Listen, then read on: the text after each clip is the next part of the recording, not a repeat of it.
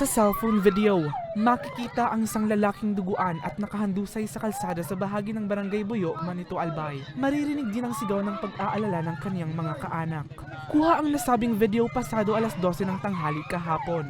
Ayon kay Police Captain Jose Brian Padre, abala ang biktima sa pagliligpit ng kaniyang mga binilad na palay ng mabundol ng rider.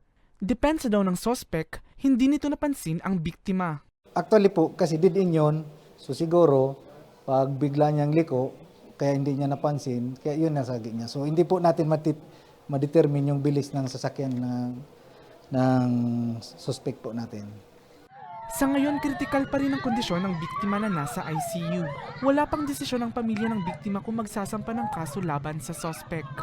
Ang biktima po natin ay si Marcelino Perdigon Briones, 59 anyos, na residente din ng nasabing lugar. So sa ngayon po, nasa East Hospital pa po siya. Hindi pa po malaman natin kung makasurvive po siya or hindi. So kasi nagtamo po siya ng severe injuries sa different parts ng kanyang katawan. Pansamantala munang pinalaya ang sospek matapos na mapagsilbihan ang 12 oras na reglementary period. Para sa mga balitang tatak, Bicol, Mel Moral.